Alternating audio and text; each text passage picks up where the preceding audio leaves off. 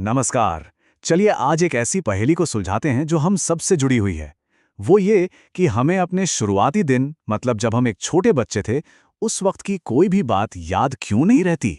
जरा एक पल के लिए सोचिए तो वो सबसे पहली चीज क्या है जो आपको अपनी जिंदगी की याद है। हो सकता है कोई खिलौना हो, किसी का चेहरा, या शायद किसी जगह पर होने का एक धुंधला सा एहसास। सुनने में थोड़ा अजीब है ना? पर ज्यादातर लोगों के साथ यही होता है। हमारी जिंदगी के पहले कुछ साल यादों के मामले में एकदम ब्लैंक होते हैं। ऐसा क्यों है भाई? तो चलिए इस केस के तह तक चलते हैं।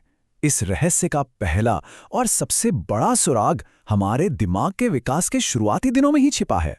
देखिए, एक बच्चे का दिमाग ना एक बहुत बिजी वर्कशॉप जैसा होता है।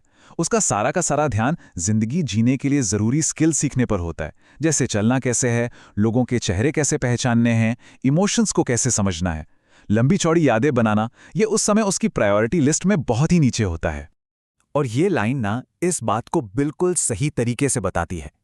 एक्सपीरियंसेस तो हो रहे थे, हर पल कुछ ना कुछ हो रहा था, लेकिन दिमाग के वो हिस्से जो इन एक्सपीरियंसेस को पक्की यादों में बदलते हैं, वो तो बेचारे खुद ही डेवलप हो रहे थे। तो बस रिकॉर्डिंग ठीक से हो नहीं पाई।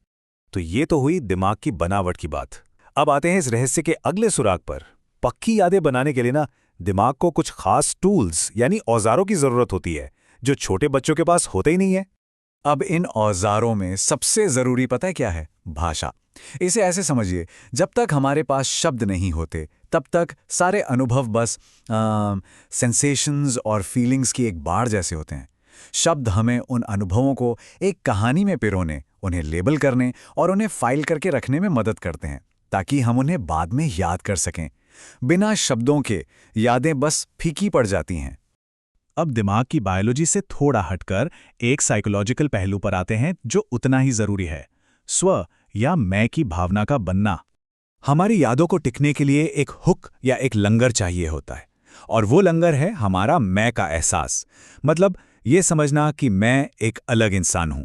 एक छोटे बच्चे में ये एहसास अभी पूरी तरह बना नहीं होता, इसलिए यादों के पास चिपकने के लिए कोई मजबूत जगह ही नहीं होती और वो वक्त के साथ खो जाती हैं। लेकिन इसका मतलब ये नहीं है कि वो सारे अनुभव एकदम से गायब हो गए, नहीं, वो बस अलग तरह से स्टोर हुए हैं। ये स्लाइड बहुत अच्छे से दिखाती है कि हम किसी घटना को तो शायद याद नहीं कर सकते, लेकिन उस दौरान महसूस की गई भावनाएं हमारे अंदर इमोशनल पैटर्न के रूप में रह जाती हैं, जो हमारे व्यवहार और पर्सनैलिटी को अनजाने में आज भी प्रभावित करती हैं। तो अब तक हमने जो भी बातें की, इस पूरी चीज का एक साइंटिफिक नाम भी है, और ये कोई कमी या बीमारी नहीं है, बल्कि इंसानी विकास का एक बिल्कुल नॉर्मल और नेचुरल हिस्सा है। इसे कहते हैं चाइल्डहुड एमनीशिया या शैशव स्मृति लोप।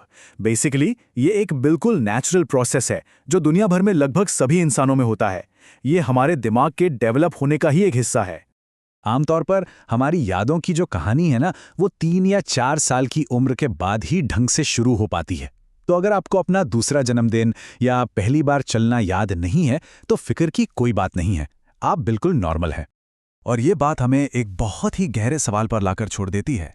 अगर हमारी नींव ही उन अनुभवों पर बनी है जिन्हें हम याद तक नहीं कर सकते, तो फिर हम जो हैं वो असल में कौन हैं? ये एक ऐसा सवाल है जो यादों और हमारी पहचान के बीच के पेचीदा रिश्ते को दिखाता है। सोचने वाली बात है ना?